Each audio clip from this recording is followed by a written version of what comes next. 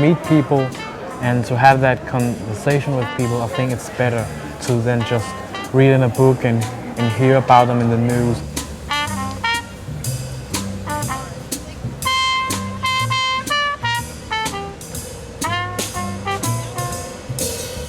I so shame that I judged these people before. I'm very sorry about it, and I hope more and more people recognize that.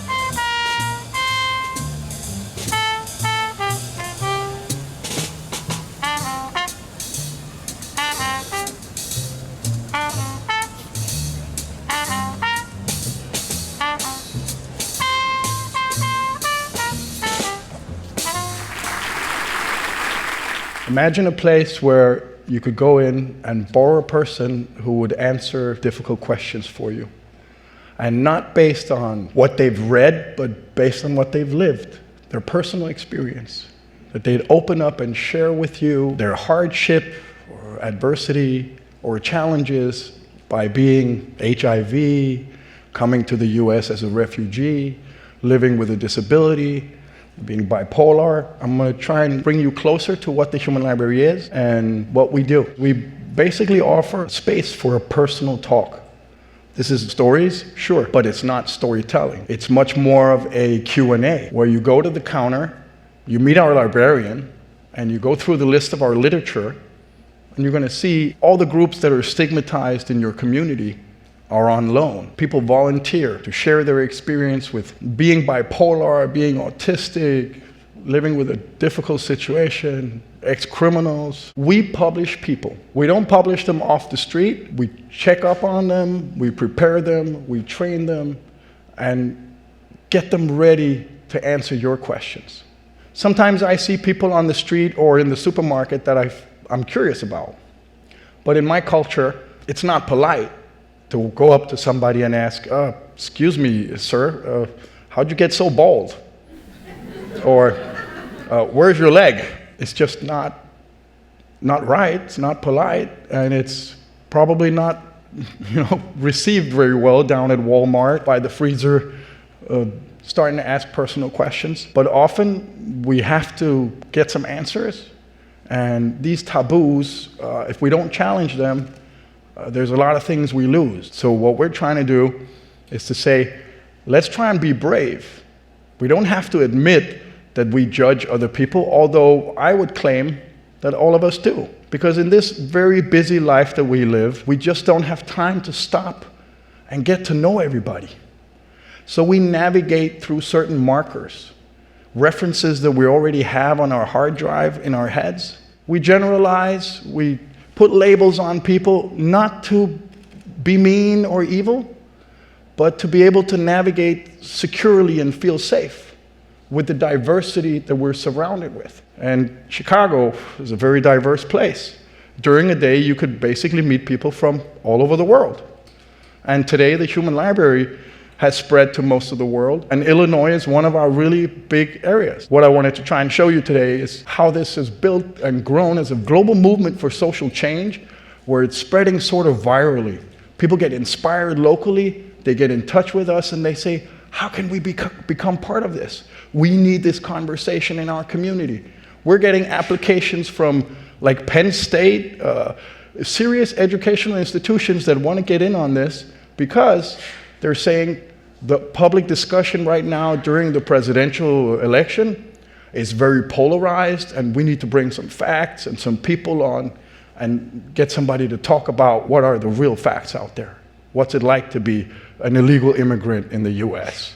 What's it like to be a minority? Every society uses this stereotyping and navigating diversity through these quick labels. And it's not all like stereotypes that are negative. Like I have one, African Americans have better rhythm than me. I mean, I try, and I really want to, but I just don't feel like I got the same rhythm. But is that negative? So stereotyping is not always negative, but it's part of our navigation system. And my claim today is that everybody in this room does it. And if you want to, try and claim the opposite, I'd love to have a discussion in the conversation break about it. Because if I had walked on stage like this, hello everybody, how are you? Boom, Your navigation system would put me in a completely different place. My body language, my voice, the way I hold my hand, it says something about me, but you don't know me. Can't really be sure. So what we want to offer in the Human Library, and even here in Chicago, we ask you to come down, be a little brave. Meet somebody you wouldn't meet otherwise. Have a talk. Ask them anything within the topic, because you might get to learn that you have more in common than what's keeping you apart. We developed this 16 years ago for a festival in Denmark, over in Scandinavia. We were probably a little bit ahead of our time, because the political situation in the world was different. And people were looking at our idea and were like, oh, that's funny. Haha, let's go take a policeman. And, and people, they were positive, but it wasn't like a current event like it is now. In the last 2 years, it's spread from 50-something countries. Before the end of the year, we're going to pass 90 countries. We're on the way in Jordan, in Tunis, in Ecuador. We just opened in Argentina a month ago, and a month before that, we opened in Vietnam and Hanoi. And we're even experiencing, like I mentioned, Tunis, Jordan, Egypt, Muslim countries coming to us saying, we need focus on human rights, on women's rights, on minorities' rights, on all the stigmatized groups in the community. And so, let's do it. Let's go to Sicily. Let's go to Chicago. This is a mind-expanding thing. You gotta open up yourself to this and not feel like you're having to incriminate yourself to borrow a book, because you don't. And it's just like a real library. We've got really simple rules. You have to give the book back in the same condition as you got it. You have to bring it back on time, or there will be fines. And then we differ a little from the regular library because we don't allow you to take our books home. And even though it's such a good read, you just absolutely cannot take it to bed either. But we need to have these rules anyway, because the rules are important. And then when you come up to the counter, you'll be greeted by our librarian, and they're very sweet and open and service-minded, and they're going to fill in a library card, because if you don't have a library card, you can't borrow books from the Human Library. And if you take out 4 books in a day, at least back home, we'll give you a free t-shirt that says, I challenged my stereotypes at the Human Library, or I'm a reader of the Human Library. Because that's what you become when you start borrowing people in our library. You become a reader of people, of living literature, of human books. And the situation is unique every time. You can borrow in a group. You see there's a one-on-one conversation. Or you can bring your wife, your husband, your kids, and take out a topic and get smart. The great thing about this is you get honest answers from people based on their life experience, their background, what they believe and think is right for them, or how they made it, how they learned to live with what they have, who they are, what they believe. And we publish people from 8 different pillars of prejudice, as we call it. Here's our Muslim book. Here's our nudist book. Here's our victim of sexual abuse from her father, incest. Here's our convert. This is our young single mother. And this is our sober alcoholic. This is a victim of violence who incurred brain damage. And this is a Muslim woman who wears the scarf. These are people you could be curious about. Sit down and have a talk. We go to universities. We go to festivals. We go to conferences. We go to young people. We go to elderly centers. We love being in public libraries. And in Chicago, our chapter here, the Human Library Chicago, managed to get a project going with the Chicago Public Library so that every quarterly, there's going to be an open, free, public human library event in your city. You can go and try it. T-shirt here in Danish says, borrow me. And she's sitting there with, wait, not 1, not 2, but 4 girls with a different minority background. So everybody's curious. Everybody wants to know, and this book is the epileptic. We have 125 volunteers in the Copenhagen Human Library Book Depot.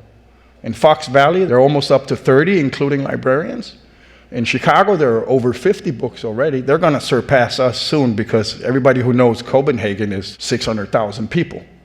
Chicago is 2.7 million. So in all natural, Chicago is going to get bigger than Copenhagen, even though we had a lot of years. These are books, librarians, everybody all together after a 4-day festival where we had 1,200 loans. 1,200 people or more sat down and had conversations with our books and got to know a lot of things, got smarter, and maybe even got rid of some fear, insecurity, xenophobia, Islamophobia, homophobia, people who are stigmatized because of their ethnicity, religion, sexuality, occupation. Police, for example, would be a good book in the United States. We've published A Stripper. And here's an ad from the original event 16 years ago, the very first one where we were Stop the Violence, which is where I worked when we developed this. Stop the Violence Human Library in Danish, Roskilde Festival 2000. It says, borrow a copy you don't want to take to bed. Because our idea was, you're going to have to sit down with somebody you think you have something against, or that in your experience that you might not really like so much. And all of us have somebody we don't like, no matter what we do. We did a human library with a wide selection of popular types. Anything from homosexuals to hip-hoppers to ticket controllers on the train. This was then, yeah? This was a simple communication back then. And what happened the very first day? A young Muslim boy came to me and he says, Ronnie, this ain't working, man. I'm sitting there 4 hours. Nobody took me out. And he had an attitude that whole first day, and I think that was part of the reason why he didn't go out, so I tried to shoot at it, and I said, look, why don't you try to come back tomorrow, because everybody had a great day. You're the only one who didn't have a good day, and one of the only ones that didn't go out on loan. Why don't you try coming back tomorrow being positive? And he came back next day, and he looked even more smooth than I do. And everything was, I'm confident, that's important. Mohammed comes back, and he was so beautiful, you know, it was like a son-in-law type character, he looked really nice. And he stayed 10 minutes, and I come over to the human library, and he's coming out with 2 readers, 2 girls. And he's like this. I'm like, so it's working now, huh? It does work. Takes time, but it works, it's magic. Another beautiful thing is what people use this for. I'd like to share an experience. On the 27th of August, we opened a new book depot. We're trying to expand. We're building book depots right now in Paris, in Toulouse, and you could say that Chicago is still building, Fox Valley is still building, Champaign-Urbana is also building. Everybody is continuously building on their depot because you want to have a big selection of books, as many as you could have, so that readers have a great choice when they go into the library. It's important with that choice, and that's why we operate with the 8 pillars. We could just do an LGBT event. That'd be great, or an HIV event. Let's put down 20 HIV-related things and put them on loan. But what's the beautiful thing about the library? That it's the only neutral institution in our society. It's the only place you go in where they don't have an agenda for you except to offer information. It's your choice what you come out of the library with. A book, a newspaper, a game, a movie, something you printed. That's your decision. But that's the only place in society where we're not being lobbied or somebody's using propaganda to get us in a certain direction. Come over here, buy this, do that. In the library, nobody's asking you to do anything except be respectful of the other people inside the library. We ask the same of our books. Respect our books, and you can borrow them. We publish people because there are so many difficult things to talk about, and we don't have a space to talk about them without being shy or feeling awkward or that's not proper. Here, you actually have that free space to do it. But why do people come out and volunteer to share heartbreaking experiences, really hardcore adversity? I think because every person wants to be understood. All of us. Recognized, understood, respected. And one way of becoming that is building an understanding for who you are to the people around you. Or like one Russian organizer once called me and said, yes, in the Ukrainian, Ronnie, we have no tolerance for the intolerant. And I was like, but what does that make us, sweetie? If we can't tolerate those who are intolerant, how will we be able to reach them? Now, on the 27th of August, we opened up a new big book depot, the first outside Copenhagen, about 220 miles from the capital of Denmark, in a small town called Varde. Now, why would we open a depot in a small town?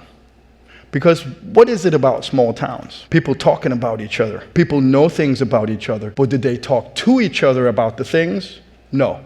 They talk about each other. So we figured going to a small town would be a great test. Came to this place.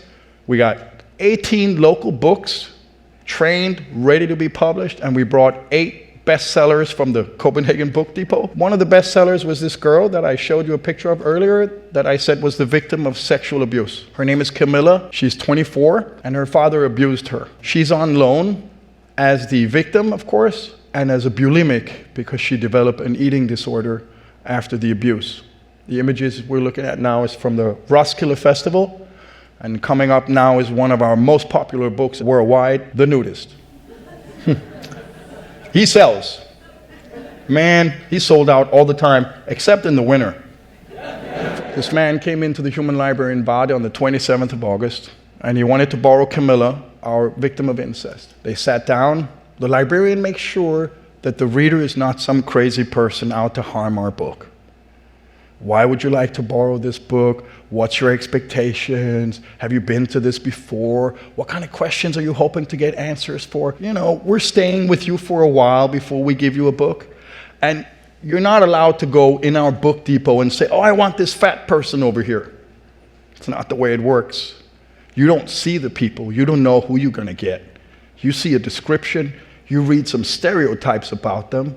And if you recognize part of that as what you heard or what you think or what you sense could be half true, then you could grab that book and get smarter. This man sat down with our victim of incest, and he started the conversation by saying, I'm a pedophile. I abused my daughter when she was 5 years old. I've been to jail. I'm medicated now, and I came here today to borrow you because I need to ask your advice. What can I do to help my child now? So you can challenge stereotypes, you could talk about prejudices, but you could also get good advice. Camilla said to the guy, if you're going to be honest with me like that and open, then please, can I read you also? And then she could ask him questions. He agreed to that because she never had a chat with her father about what he did. They never could talk about it. He was in jail and they don't see each other. But she could ask this man and maybe gain some insight into the mechanism of this terrible disease that makes people do these horrible things. I've been working with this 16 years. For 14 years, it was a project on the side. I was in the Danish Stop the Violence, and I went from there to the Danish National Crime Prevention Council to work on the national level with violence prevention amongst young people. Then I went to the Ministry of Immigration, Integration, and Occupation. And then I went to the university. Then my wife passed suddenly, 3 years and 4 months ago. And I realized while I was trying to recover, you don't really recover, but you come to terms with the fact that life, you got a curveball. You got your kids. You're in a new situation. It's fluid, liquid, happens out of the blue. It was a shock. And after I adjusted, I also adjusted my life. Like I stopped watching TV. I don't waste time very much. Well, I wasted some time waiting to get out here, but I got amazing inspiration, so it wasn't wasted. I'm very critical with what I spend my time on because life can be gone tomorrow. I'm not desperate to do everything today, but every day must count for something, and I have to be happy with myself. I'm actually taking advantage of what I learned from my loss. I reprioritized, and I decided I got to give it my most to get this out there. Because I can do a 9-to-5, I can work my ass off in the private sector. I have a journalist background, but it's not important enough to me. As my life could be over tomorrow, I want to do something that's important, not just for me, for my kids, for the future, for tolerance, for understanding, for leaving a space at the table to all the people who are different from us, who are a little bit off, awkward, strange, carrying on something. They should all be part of us, not different from us. We should accept them. So we're trying. It's not fully updated because we're not a very wealthy organization. This is Helene. She converted to Islam. She helps break down barriers by offering her version. Why did she convert? Why is she wearing the scarf? Answer some questions to people. She's not suppressed. She chose it herself. She's not married to some man who's telling her to wear it. She's actually divorced. And she's a very intelligent woman who's able to answer questions. You can get involved on local level right here in Chicago, and I'd encourage you to. You could get involved on national level if you want, or international level. On a national level, we'd like to build depots in all 50 states. On an international level, we'd like to reach 100 countries quick, as soon as possible, to get the world talking. In 2014, our friends here in the city introduced the Human Library. I mentioned to you earlier, they already have over 50 books in their depot, including a lot of interesting titles. Quarterly events are held already now. You can find them also at universities and festivals. And we're always looking, new bestsellers, more librarians, anybody who can help out. Because we don't charge money. We don't charge readers. We don't think anybody should pay for this service. These are just some of our partners, and it's so beautiful to see people not judging a book by its cover, daring to challenge their opinions, their preconceptions, walking away stronger, smarter, safer. I think the road to real safety, it's not more cameras, more police, more bombings. Personally, I'm sad now to see more war. I'd love if we could stop that and get people talking and build peace instead. Talk about how do we get along. And obviously, if more people would sit down and talk, we would have a greater understanding, a higher tolerance. And that would lead to more safety. Because if I feel like I understand the people around me and they understand me, would I feel insecure? No. So I think true safety comes from inclusion, from dialogue, and from respecting each other. Thank you very much for listening.